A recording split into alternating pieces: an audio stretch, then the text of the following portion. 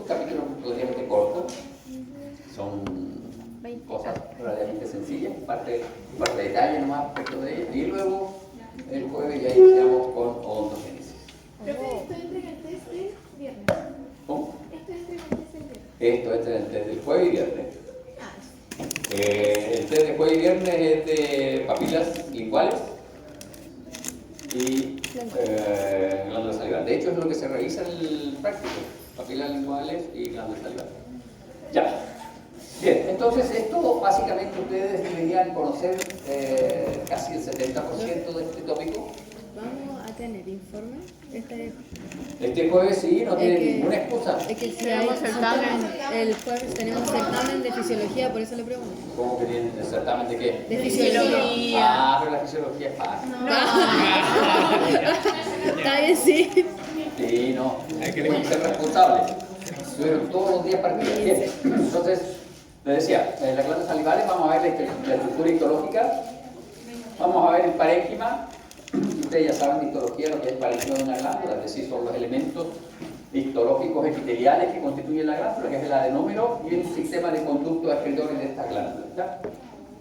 En general, las glándulas salivales son glándulas tubulacinares, aun cuando en algunos textos y en muchos textos aparece el acino denominado como adenómero. ¿Ya? Es otra denominación para el acino. Los puristas dicen que hay una diferencia entre un acino es perfectamente redondito, en cambio los adenómeros son más alargados. Entonces los puristas, histólogos, pero técnicamente es lo mismo, una estructura epitelial secretora. Y el estroma glandular, que hace referencia al tejido conjuntivo. ¿Por qué razón? Porque nuestras glándulas, mire, estamos terminando el semestre, el lápiz ya no tiene tinta.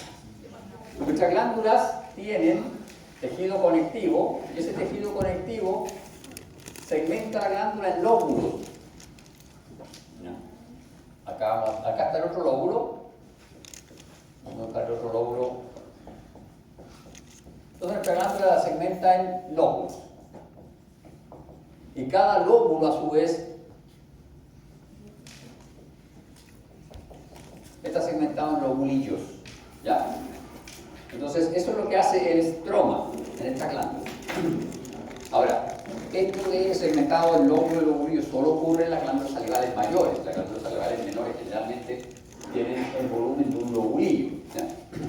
Bien. Respecto a la estructura histológica de las glándulas salivales mayores y glándulas salivales menores, vamos a ver algunas características de ellas y de las mayores: parótidas, submaxilar, sublingual, y las menores labiales, genianas, palatinas, linguales. ¿Ya? Bien, lo primero son las generalidades, y lo que es de sentido común, de todo sentido común, es que las glándulas salivales secretan hacia la cavidad bucal y tienen una secreción de tipo exocrina. ¿Ya? Tienen a su cargo la elaboración de la saliva, la cual humedece y protege la mucosa bucal. Ustedes deberían saber ya cuánta saliva secreta al día en humano. 0.7 a 1.5 ml. 0 minutos. Lo normal es que 0,5 litros al día, ¿cierto? Sí, 0,7 por ahí. Ya. Y los 0,5, 0,4 ml minutos, eso va a depender del tipo de glándula salival y va a depender del estado, si está o no está hambriento el individuo, si está o no está nervioso el individuo, etc. ¿Ya? Recuerden que las glándulas salivales tienen control autónomo, por lo tanto usted no regula su secreción. ¿Ya? Bien, la saliva ejerce acciones anticariogénicas, miren, protege de las caries. Tiene funciones inmunológicas. ¿En qué consiste la función joven? La Danielita no puede hablar, así que usted te puede responder por la Danielita. ¿En qué consiste la función inmunológica de la saliva? Tiene inmunoglobulina A y G, y linfocitos T. Ya, perfecto. Tiene ¿Qué sé? inmunoglobulinas A, preferentemente la inmunoglobulina G es más difícil de que atraviese los epitelios, podría tener, pero es más difícil, la inmunoglobulina A o inmunoglobulina epitelial. Y participa en la digestión de los alimentos y en la fonación. Participa en la digestión de los alimentos, ¿por qué? Tiene un par de enzimas que digieren parcialmente los alimentos. ¿Ya? Y participa en la deglución, ahí no está, pero debería participar en la deglución. ¿Por qué? Porque las mucinas de la saliva ayudan a compactar el bolo alimenticio y ayudan a que éste se deslice más suavemente por el esófago. ¿Por qué? Porque el esófago, ¿qué tipo de epitelio tiene el esófago? ¿Cómo? ¿Y usted decía? ¿Y por acá quién decía otro epitelio? Con células especializadas, ¿en qué? Calciforme, con células calciformes. Insisto. Ustedes como dentistas tienen que tener súper claro un concepto. Una mucosa, ¿ya?, es un epitelio, Calciforme, me gusta. es un tejido conectivo subyacente. Eso es una mucosa, ¿ya? Entonces, un epitelio no puede tener mucosa, puede tener una secreción mucosa, o puede haber una secreción mucosa, porque el epitelio es parte de una mucosa, por eso no puede tener. El epitelio es una mucosa, no tiene la mucosa esofágica. La mucosa esofágica está constituida por el epitelio y el tejido conectivo subyacente. Y en el esófago, en la submucosa, hay glándulas mucosas. Y también en la lámina propia hay algunas glándulas que son preferentemente serosas, que tienen otra funcionalidad en el esófago. Histología del digestivo, deberían recordarlo, ustedes dentistas. ¿Cuál era el epitelio del esófago? Estratificado plano, no queratinizado, muy alto. Es muy alto, tiene muchos repliegues y es muy alto. ¿Por qué? Porque cuando usted se come una manzana y no la mastica adecuadamente, esos trozos de manzana rompen su epitelio, agreden el epitelio, ¿ya? O se comen un membrillo. Bien, las glándulas salivales se clasifican de acuerdo con su tamaño e importancia funcional en glándulas salivales mayores y menores. Es obvio, las glándulas salivales mayores son grandotas, tienen lóbulos y lobulillos, en cambio las menores, como mucho, llegan a formar un lobulillo. Muchas de las glándulas menores, sobre todo las que están en los labios, en la mejilla, incluso ni siquiera tienen tejido conjuntivo que les genere una cápsula propiamente tal, ¿ya? Que las separan. Las glándulas mayores son las más voluminosas y constituyen verdaderos órganos secretores, se localizan fuera de la cavidad bucal, es decir, no están directamente en la lámina propia, están en algunas bastante más lejos, y desembocan a la cavidad bucal a través de conductos. Y esas son las glándulas parótidas, la sublingual y la submaxilar. En cambio, las glándulas menores se encuentran distribuidas en las mucosas y en las submucosas de la cavidad bucal. Va a depender de la zona que estén revisando, va a tener glándulas en la mucosa o en la submucosa. Las glándulas presentan un parénquima constituido por adenómeros y conductos excretores. Y ese parénquima está asociado a un estroma, y ese estroma subdivide ese parénquima en lóbulos y lobulillos. El parénquima deriva del epitelio de la cavidad bucal y el estroma, que es el tejido conectivo, deriva del ectomesénquima, ¿ya? Las glándulas mayores del tejido conectivo constituyen una cápsula que divide el órgano en lóbulos y lobulillos. Bien, veamos entonces ahora la histología de cada uno de estos elementos. Esto de aquí es una porción glandular, un parénquima glandular intralobulillar. Parénquima glandular intralobulillar. ¿Qué quiere decir? Estoy analizando los elementos de la glándula que están aquí, en el interior de cada uno de estos cajoncitos. Y en el interior de cada uno de estos cajoncitos vamos a encontrar adenómeros y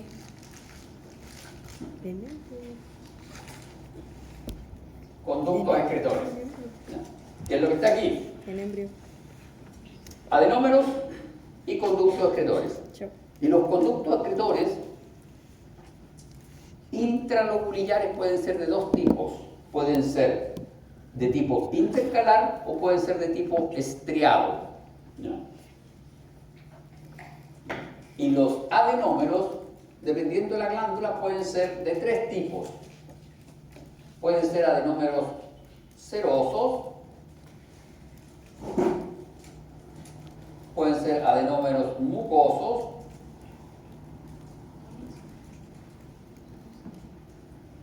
o pueden ser adenómeros adenómeros mixtos. ¿Ya? Los conductos, el conducto intercalar es el inicio del sistema excretor y el conducto estriado es el conducto de mayor calibre que ustedes van a encontrar dentro de un lobulillo. Luego, el sistema de conducto va a continuar hacia el tejido que está entre dos lobulillos y luego va a continuar al tejido conectivo, perdón, aquí está el tejido conectivo, y luego va a continuar el tejido conectivo que está entre dos lóbulos y finalmente se va a transformar en el conducto excretor principal. De tal manera que vamos a tener un sistema de conductos que está dentro del lobulillo que son intralobulillares y un sistema de conductos que son extralobulillares. Y los extralobulillares vamos a encontrar un interlobulillar, interlobular. ¿Ya claro el concepto? ¿Sí? Nosotros tenemos, voy a dibujar acá mejor mis lóbulos. Acá tenemos, esta es mi glándula. Mi glándula tiene 2 lóbulos y 8 lobulillos. De tal manera que vamos a tener una serie de conductos que son intralobulillares, que es el estriado y el intercalar, dentro del lobulillo. Ahora, como esto tiene que sacar la saliva, hay unos conductos que van a estar entre los lobulillos y hay otros conductos que van a estar entre los lóbulos. Y aquí finalmente hay un diente, otro diente, ahí está la nariz, salimos a la boca. ¿Ya? Entonces, intralobulillar, intercalar, estriado, dentro de un lobulillo. Luego, entre los lobulillos vamos a encontrar los interlobulillares. Y entre los dos lóbulos, que esta es una glándula optimizada, tiene solo 2 lóbulos, vamos a encontrar los interlobulares. ¿Ya? El interlobulillar y el interlobular son extralobulillares. Están por fuera del lobulillo. ¿Estamos claros? Interlobulillar está entre uno o más lobulillos. Está aquí, al medio. Entre estos 4 lobulillos hay un conducto que se llama interlobulillar porque está entre los lobulillos. Aquí hay un conducto que está entre los 2 lóbulos, se llama interlobular. Ahora, el interlobular y el interlobulillar son conductos que están fuera del lobulillo, por lo tanto se llaman extralobulillares. Y solo estos 2 se llaman intralobulillares. Bien, adenómeros. Es complejo, pero los nombres no contigo. Y tiene características histológicas distintas y ustedes lo tienen que reconocer. Bien, el adenómero es una agrupación de células secretoras de morfología, acá va a depender del tipo de secreción. Morfología cilíndrica piramidal. Se sugiere que las mucosas son de aspecto cilíndrico y las serosas son de aspecto piramidal. ¿Ya? Las cuales vierten su secreción a la cara apical y hacia la luz del adenómero. Nosotros vamos a dibujar acá un adenómero más grande. Ah, no, porque acá tenemos un adenómero bien bonito. Este mismo adenómero. Tenemos, estas son nuestras células, acá tiene su núcleo, esta tiene morfología piramidal, y acá está el lumen. Entonces esta célula tiene sus gránulos secretorios almacenados acá, y vierte sus gránulos secretorios y el contenido de su secreción hacia este lumen, y desde este lumen se continúa con el conducto intercalar y luego con el conducto estriado, ¿ya? La secreción. La secreción puede ser mucosa, puede ser serosa, ¿ya? A partir de cada uno de ellos se elegirá un conducto que colecta la secreción y lo lleva hacia el exterior. Los adenómeros se encuentran rodeados por una membrana basal y dentro de la cual se localizan células mioepiteliales. ¿Se fijan? Esas células de ahí son nuestras células mioepiteliales. Las células mioepiteliales son súper importantes porque las células mioepiteliales son las que se contraen y producen la secreción de la saliva, ¿ya? Se contraen y comprimen el acino, y al comprimir el acino o adenómero hacen que toda la saliva salga en dirección hacia los conductos. Y son estas glándulas, son estas células mioepiteliales las que están controladas por el sistema nervioso autónomo. La célula mioepitelial tiene características de célula muscular lisa, es decir, tiene elementos contráctiles, se puede contraer. Y las mioepiteliales lo que hacen es formar una suerte de enrejado por fuera del acino. Se distribuye formando un enrejado, de tal manera que cuando se contraen, comprimen todo el volumen acinal y hacen que la secreción salga hacia afuera, ¿ya? Estas células también se le denominan células en cesta o de bol. Bien, entonces, los acinos los podemos clasificar de acuerdo al tipo de secreción que tienen en seroso, mucoso y mixto.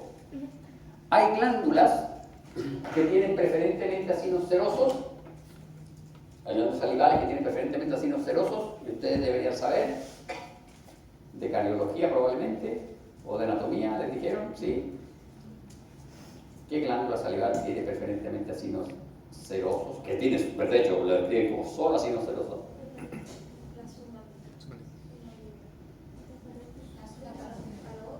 La parótida. La parótida tiene solo acinos serosos. La submandibular es mixta con predominio seroso y la sublingual es mixta con predominio mucoso. ¿Ya? ¿Qué quiere decir eso que tenga predominio mucoso? Que los acinos, la mayoría, digamos el 50% más 1, son mucosos. Bien, vamos a ver entonces nuestros acinos. Un acino seroso. Un acino seroso son redonditos, están constituidos por células de aspecto piramidal, presentan un gran desarrollo de todas las organelas implicadas en la síntesis de secreción de proteínas. ¿Qué quiere decir esto? Que van a tener abundante RER y un Golgi desarrollado. Estas células están muy polarizadas y tienen el núcleo de localización medio basal y tienen el retículo endoplasmático rugoso localizado en la zona medio basal de la célula también. De tal manera que cuando uno realiza una tinción de hematoxilina eosina, estas células presentan su citoplasma basal con una leve basofilia, producto de que en esa zona basal se acumula el retículo endoplasmático rugoso. Entonces vamos a tener esta celulita así. Así nuestra célula tiene el núcleo de localización medio basal, el núcleo generalmente es eucromatínico, el RER se localiza en esta zona, y entonces como el RER está localizado en esa zona medio basal es basófila. La otra característica de estas células es que presentan gránulos apicales eosinófilos.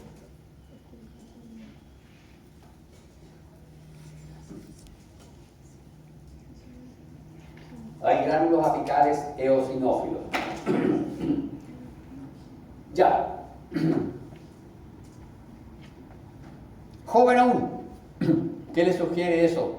Gránulos apicales eosinófilos en el borde citoplasma apical de la celulita. Gránulos eosinófilos. Hay dos puntos. Presencia de gránulos y los gránulos son eosinófilos. No sé, sí. ¿Qué deduce? Usted, Pérez, que estaba hablando. Que contienen amilasa, peroxidasa, ¿no? Yo creo que sí. ¿Qué son esos? ¿Qué son estas cosas? ¿Qué son? Enzimas. Los gránulos. ¿Mm?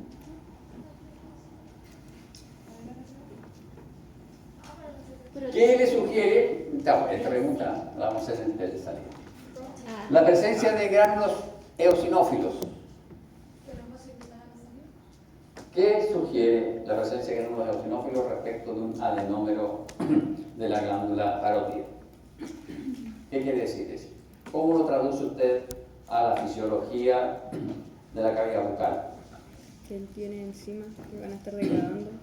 Que tiene, primero, tiene secreción de elementos peptídicos. Son enzimas, proteínas, etc. Ribonucleasa, una enzima que digiere desoxirribonucleasa, una enzima que digiere ADN, una enzima que digiere ARN, lipasa, digiere lípidos. La lisozima es un bactericida generalizado, es decir, tiene una función de protección de la cavidad bucal y además una predigestión. Incluso tiene factores de crecimiento, es decir, tiene una función de mantención de la cavidad bucal. Que tenga gránulos Si son eosinófilos los gránulos, quiere decir que su contenido son proteínas, por lo tanto yo puedo deducir esto. Son proteínas. Segundo, si yo veo los gránulos, quiere decir que su secreción es regulada. ¿Ya? Por lo tanto, la secreción de estas celulitas está regulada. Y es cuando yo como, esta celulita secreta para que yo pueda digerir los alimentos. ¿Ya? Bien, y acá está el esquemita. Si fijan ustedes, el REM está en localización desde la zona media hacia la zona basal, por lo tanto la zona medio-basal de la celulita es basófila, la zona apical es eosinófila y tiene la característica de que no es una eosinofilia homogénea, sino que son gránulos eosinófilos. ¿Ya? En corte histológico se observa como una estructura redondeada con un lumen central pequeño. Los adenómeros serosos tienen un lumen pequeño. ¿Se fijan? Presenta tensión basófila y en la parte apical gránulos secretorios acidófilos, gránulos decimógenos son PAS positivos. Si son PAS positivos, ¿qué quiere decir respecto a esos gránulos? Todos esos son datos que ustedes deberían ser capaces de extraer información. Que estos elementos, muchos de ellos son glicoproteínas, tienen carbohidratos, por lo tanto, me está diciendo que son proteínas y son proteínas glicosiladas. Bien, veamos nuestro adenómero mucoso. El adenómero mucoso, este es el esquema del adenómero mucoso y ustedes se fijan, las células son preferentemente de forma cilíndrica. El adenómero mucoso tiene un lumen mucho más grande. Y ahora, como esta célula secreta mucinas, sustancias de origen lipídico, fosfolipídico, la característica principal es que cuando uno lo analiza en un corte histológico teñido con hematoxilina eosina, se observan como unas estructuras pobremente teñidas. Se ve con un lumen amplio y las células se ven pobremente teñidas. El citoplasma apical y medio de las células se ve como ausente, entonces se denomina citoplasma fantasma, se ve muy clarito, ¿no? Casi no teñido. Y el núcleo de estas células se caracteriza porque es un núcleo aplanado, heterocromatínico y se localiza en la zona basal de la célula.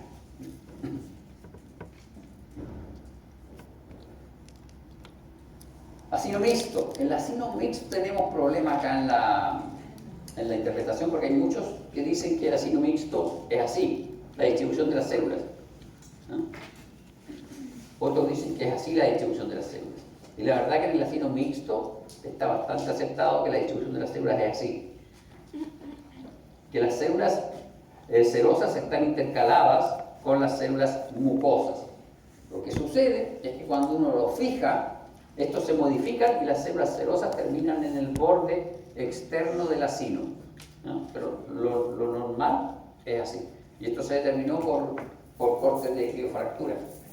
Se congeló rápidamente el tejido y se analizó y se vio que si uno lo congela rápidamente de tal manera que estas células no alcancen a sufrir cambios, estas células se localizan acá, alternadas. Por lo tanto, esto de las semilunas de Januzzi, el señor Januzzi las describió, pero la verdad que, comillas, podría ser un artefacto del fenómeno de preparación de la muerte, que técnicamente o probablemente estas semilunas de Januzzi no existen y las células estén dispuestas.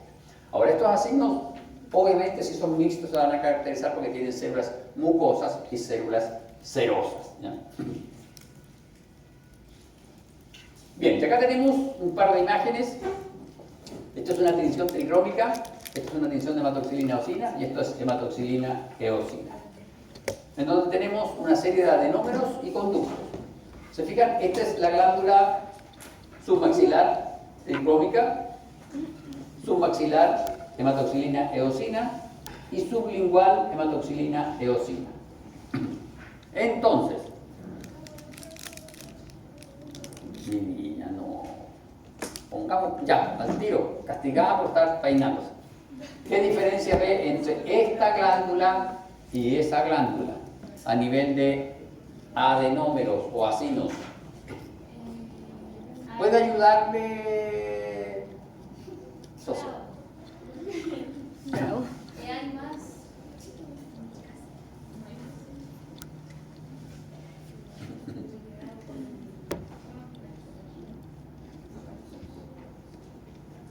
El aparato ¿Las de acá? ¿Cuál? Esta. No, esa no la. Esta es más clara. Sí. Traduzca eso. Basófila, más clara. No sé. Mucos, no. Mucosas, muy bien.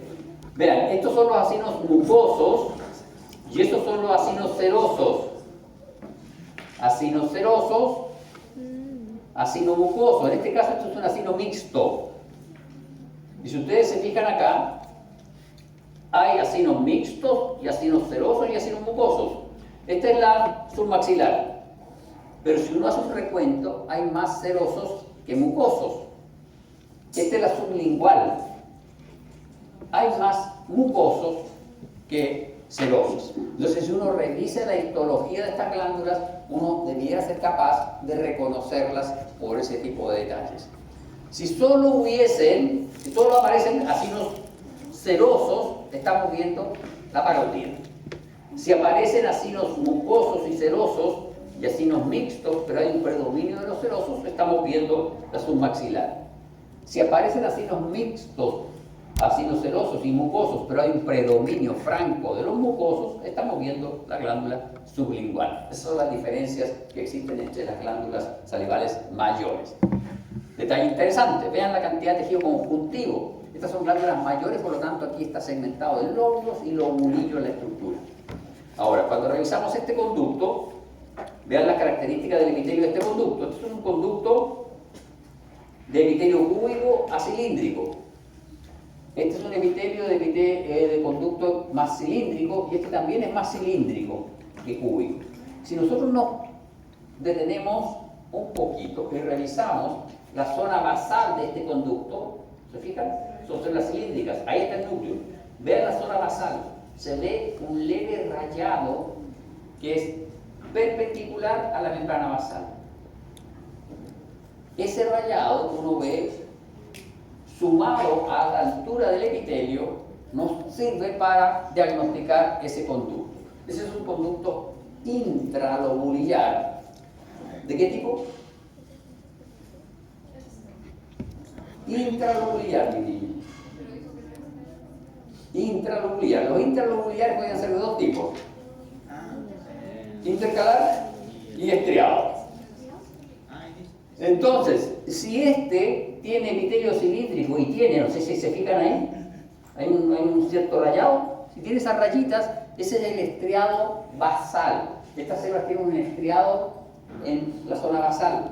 Por lo tanto, si es cilíndrico y tiene ese estriado, es el conducto estriado. ¿Pero por qué es estriado?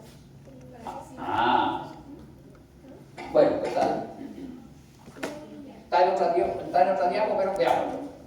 Vamos a dibujarlo acá. Resulta que tenemos nuestra secreción y pasa.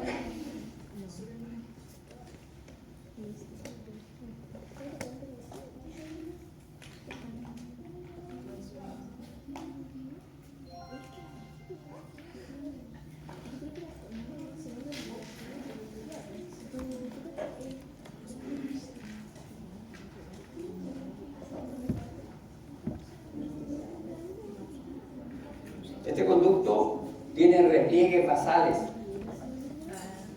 Y si amplificamos esos repliegues basales son así. A esos repliegues basales les llaman microvellosidades invertidas. Y entre cada repliegue vamos a encontrar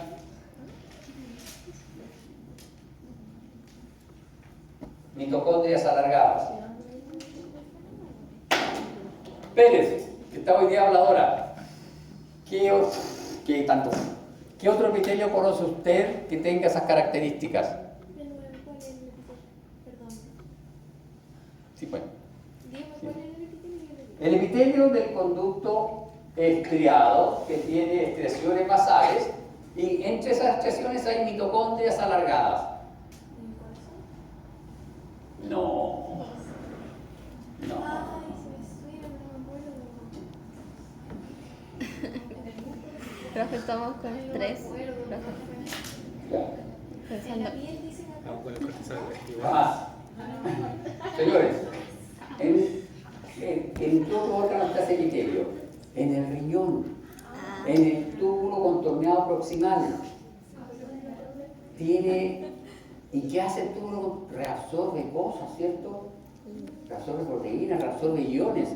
Resulta que la saliva sale por acá con una constitución X, ¿ya?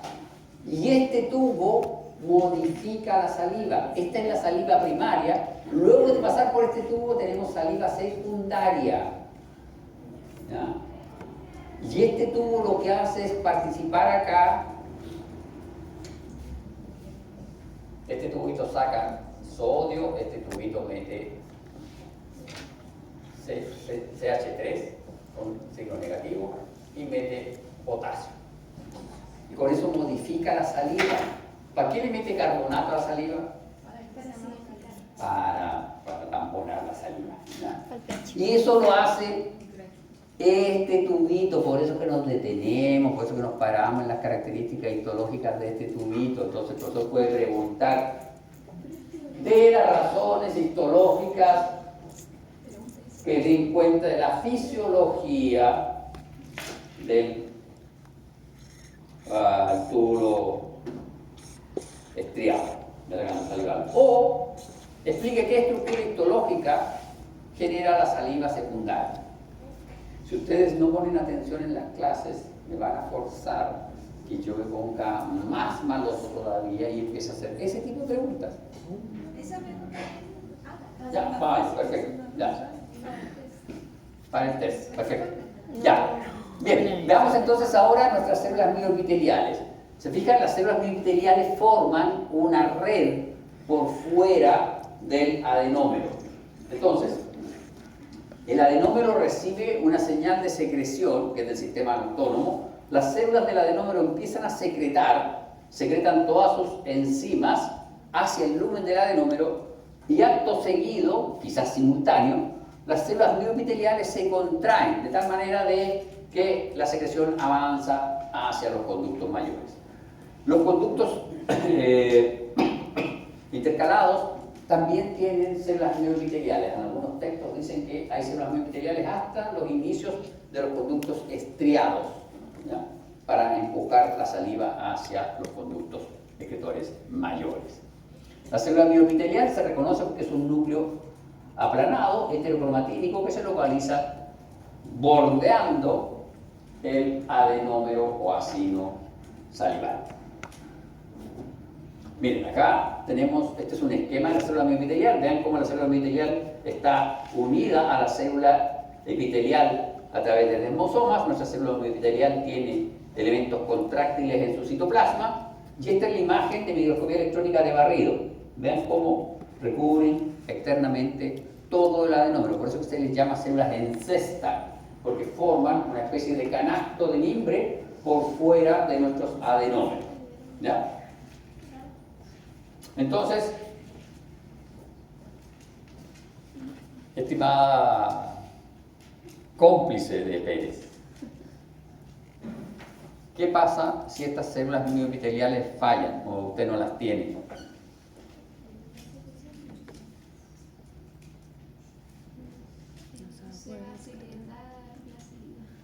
Ya se secreta. Se secreta, pero ya falla todo el sistema de secreción de que cuando tú estás comiendo se secreta 0,4 ml minuto o 4 ml minuto. Todo eso falla y vas a tener secreción por movimiento browniano, casi por flujo en masa. Como se va produciendo aquí dentro del adenómero, se llena el adenómero y empieza a empujar hacia afuera, ¿ya? Entonces sería una secreción primero continua, no sería regulada la secreción de saliva y sería con un volumen mucho menor. Bien, veamos entonces ahora nuestros conductos. Sistema ductal. El primero lo que vamos a revisar es nuestro conducto, ¿se fijan? Intercalar estriado, cúbico, sin muchas prolongaciones, cilíndrico, con repliegues basales, y ahí está nuestra mitocondria basal. ¿Qué quiere decir eso que tenga esos repliegues basales? Ya, pero por esos repliegues basales, esa mitocondria, ¿qué característica histológica le da a ese conducto?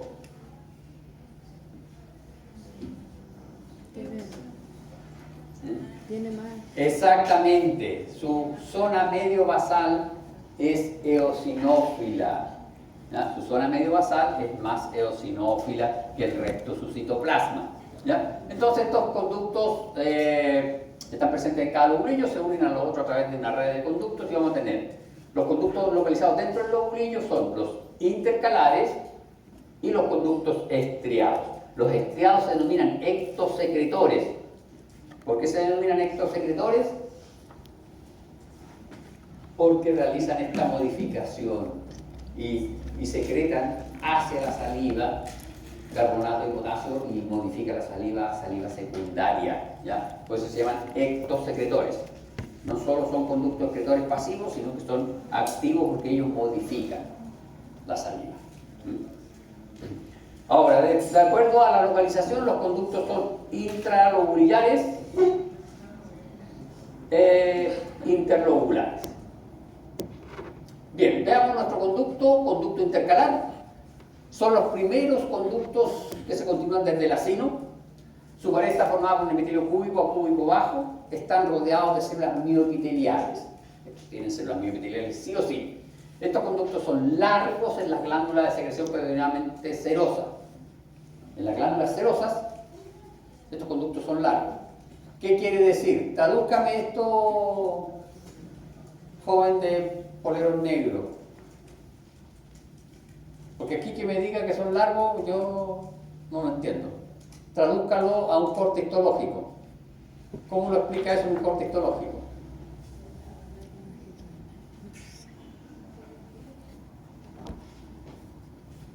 Claro, si no, aprendemos la cuestión de memoria como un rezo. También vamos a poner un par de preguntas. Ya. Entonces son largos en la serosa, es decir, la parótida, nosotros la vamos a poder reconocer, primero, porque tiene los acinos serosos, y segundo, porque como son largos vamos a encontrar varios planos de corte del conducto intercalar.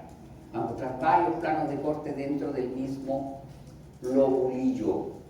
Obviamente, cuando estamos hablando de una estructura larga en histología, no estamos hablando que es recta, ¿no? Si es larga, es convolada, tiene hartas repliegues, entonces yo voy a encontrar hartos cortes transversales, tangenciales, ¿ya?, de esta estructura. Y presenta escaso desarrollo de la glándula mucosa. ¿Qué quiere decir? Que la glándula mucosa voy a encontrar poquitos de ellos.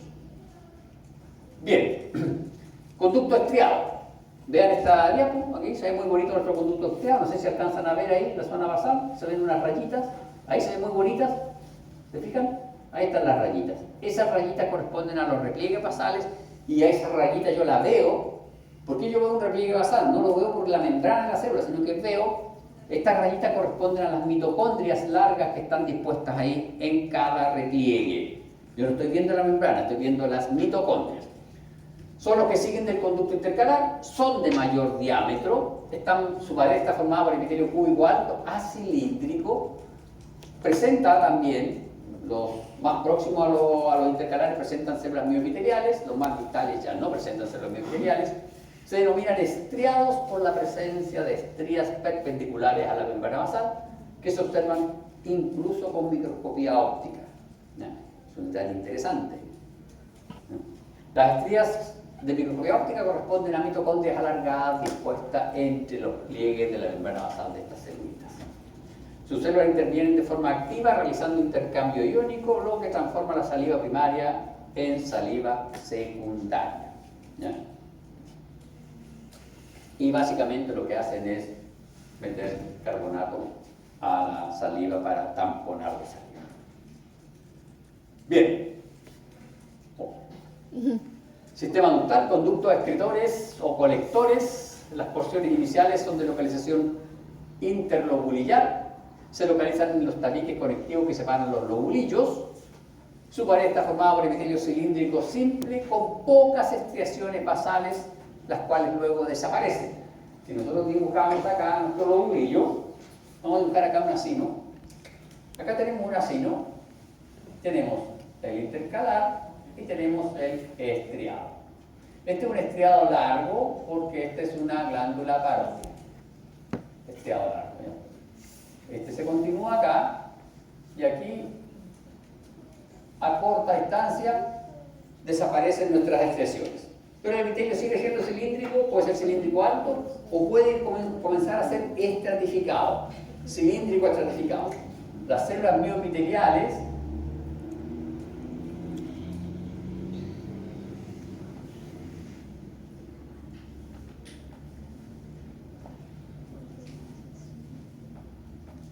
están ahí, ¿ya?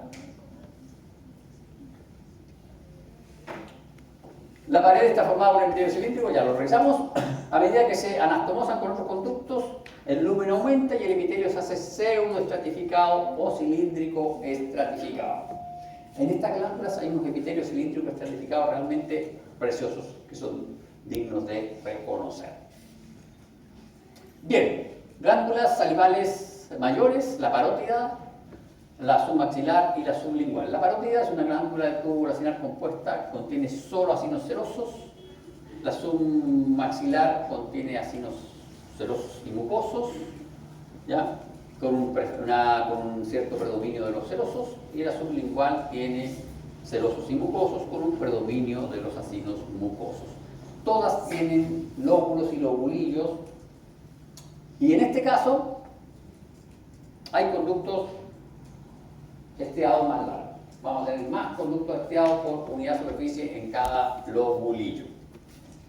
Y acá está el cuadro de resumen. ¿Se fijan? Tenemos glándula parótida, glándula submaxilar, sublingual, y cada uno de los tipos, la localización, la secreción, los acinos, los conductos y la cápsula conjuntiva.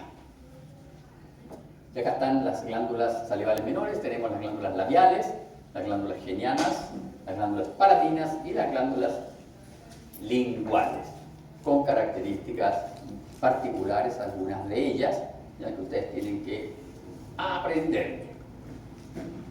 Bien, señores, esa era la última diapo del programa. Vamos allá, tenemos que... Profe, ¿puedo ver esto?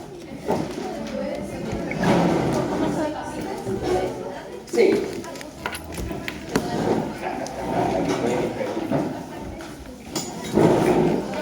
Profe, quiero la duda. Profe, yo le debo el test la semana pasada. ¿Puedo hacerlo hoy? Si es que está... ¿Sí, hoy en la tarde? A las 4:30. ¿También tienes que hacerlo? Sí, lo hago a las 4:30. Ya, perfecto. ¿Yo también? ¿Las dos?